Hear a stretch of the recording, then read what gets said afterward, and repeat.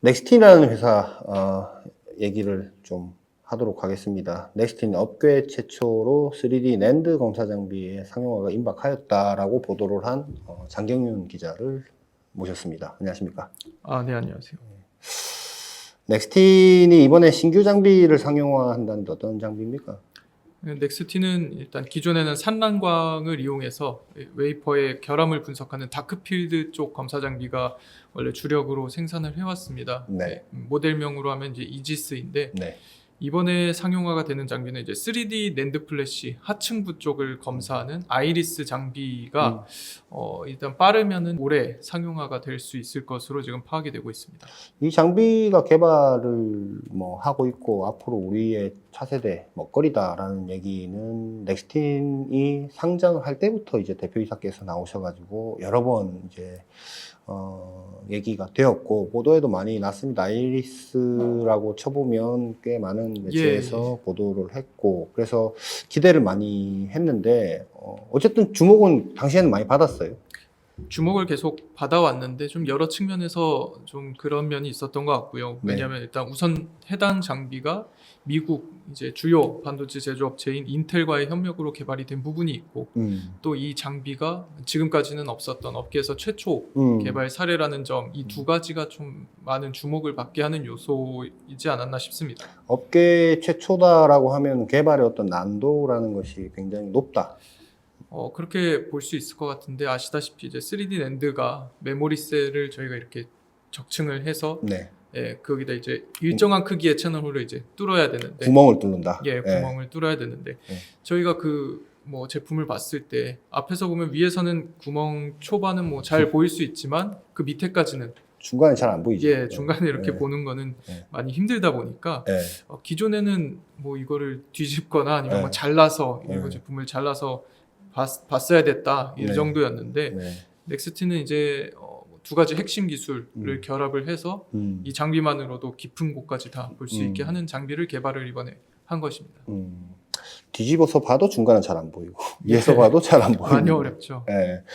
핵심 기술이 근적외선 NIR하고 다중 비초점면 TSOM 용어가 굉장히 어려운데 기존의 어떤 검사 장비나 어떤 방법론에 비해서 뭔가 뭐랄까요? 그 장점은 무엇입니까?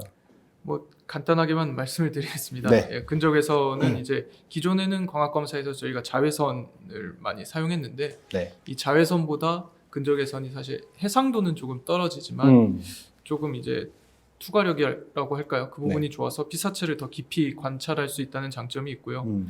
이제 다중 비초점면은 이름에서처럼 여러 초점에서 대상을 이렇게 여러 번 촬영을 하고 이 이미지를 좀 합쳐서 데이터를 만드는 방식입니다. 이게 저희가 초점이 빗맞게 되면은 대상이 좀 흐리게 보이고 선명하지 않은 이미지가 나오는데 그래도 사진이 여러 장이 있으면 각 부분에서 공통적으로 발견되는 결함이 있으면은 이거는 100% 결함이다. 이렇게 좀 분석이 가능하니까 굳이 초점에 딱 맞춰서 정밀한 이미지를 얻으려고 애쓰지 않아도 되니까 이 좀 셀을 많이 적층해야 되는 낸드 플래시 하층부를 검사하는 데는 좀 적합한 방식이라고 생각이 됩니다. 다중 비초점면은 뭔가 광학적으로 이렇게 뭐랄까요? 그 F값이라고 해야 됩니까? 이거를 확 늘리는 게 아니고 여러 개 찍어서 이제 소프트웨어적으로 이제 합성해서 보여준다라는 게 이제 기술인 것 같네요. 국내 업체들이 이제 몇 단에서 몇까지 벌써 갔고 1000단까지 하겠다고 그러니까요. 다 해놨죠. 치열하게 이렇게 하고 있는데 높게 쌓으려는 어떤 그 과정 안에서 어쨌든 이 홀 안에서 뭔가 문제가 있는지 없는지를 보려면 이런 장비에 관심이 많겠네요.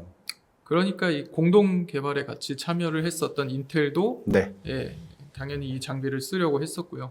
왜냐면 인텔이 예전에는 옵테인 메모리 사업이라고 해서 이 미국에 있는 마이크론하고 같이 차세대 비발성 메모리다 하면서 3D 크로스 포인트라고 하는 이 기술을 개발을 했었는데 설명은 되게 좋습니다. 옵테인 메모리가 기존 낸드 대비해서 수명도 1000배 길고 속도도 1000배 빠르다면서 굉장히 이 개발에 힘을 줬었는데 이 메모리를 검사하는데 아이리스 장비를 쓰겠다 이런 위중에서 좀 많이 적용하려고 했었습니다.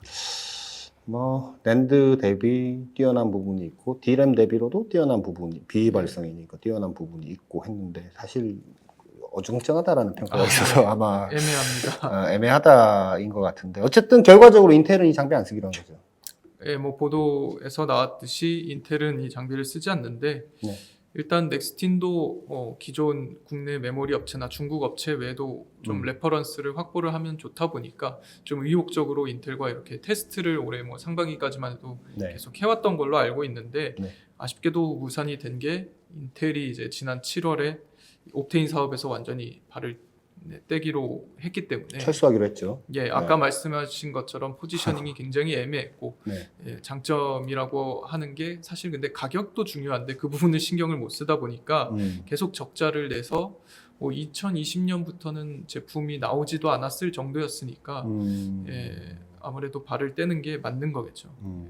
넥스틴 입장에서는 대체할 수 있는 공급사를 빨리 찾아야 되겠네요.